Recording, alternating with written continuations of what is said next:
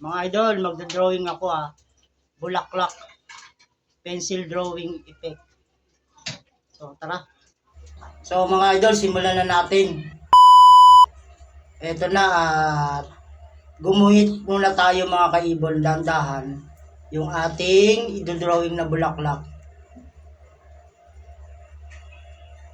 Siguraduhin natin na yung pagkakalagay natin ng ating idodrawing ay sa gitna.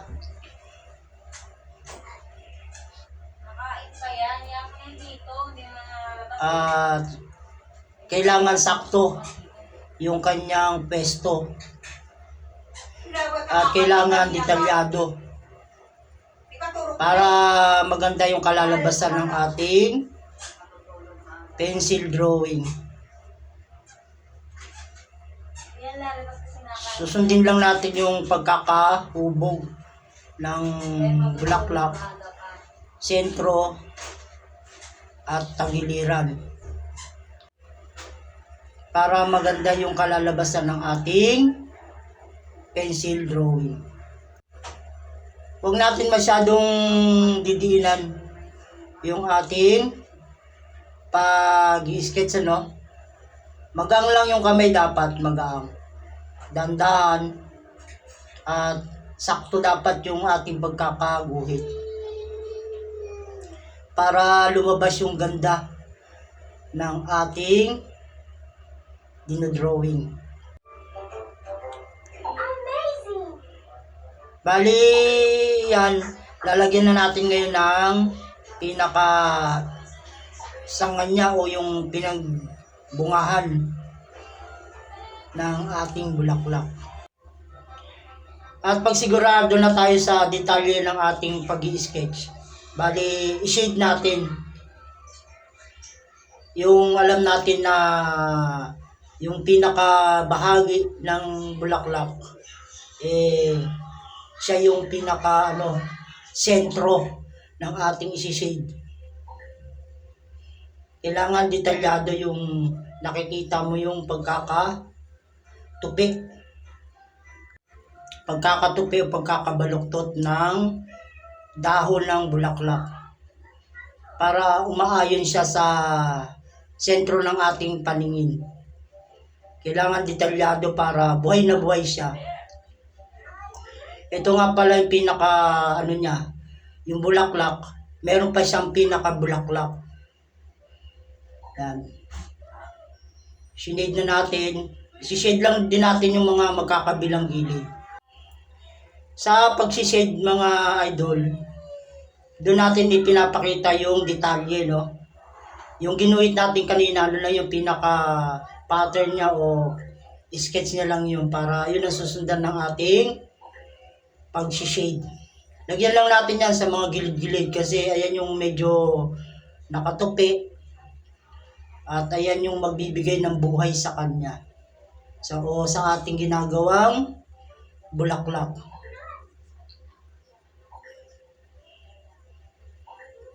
Titingnan niyo yung anggulo kung paano yung pagkakahiga at pagkakatagilid ng ating dinodrawing na bulaklak. Yan, kagaya nitong sanga. Yan. Yung pinagbungahan ng bulaklak. Dahan-dahan lang ang pag-shade mga idol, Pag tayo nagpipainting, huwag natin masyadong diinan. Dapat magaan lang yung ating kamay. Medyo yung lalagyan natin ng konting twist yan. Parang pinaka siya sa stem o sanga niya. Para makita natin na siya bilog. Ito naman yung pinakaharap to ng dahon. Kumbaga parang nakatutok na siya sa camera. Yung camera, yung mismong sentro, kaya medyo maliit siya. Pero kasi laki rin niya nandun sa taas. Dandan lang natin i-shade. So, para makita natin yung detalye. Ito yung pinaka ng bulaklak Yung pinaka parang nunal niya. Yan, dandaan lang. Salasalat nyo lang. para hindi ganong halata na inano lang siya. Nilagay ng ganun lang. Yan yung gilid, yung pinakatupi. Pinakatupi ng dahon yan. O petal na.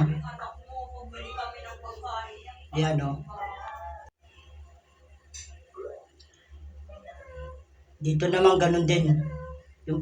Yung pinaka ano na yan, dot na yan, ayan yung ano ng bulaklak eh. Kumbaga sa ano, parang lunar niya. Huwag din ganong madiin. Tapos yan dito, yan i-shade nyo na.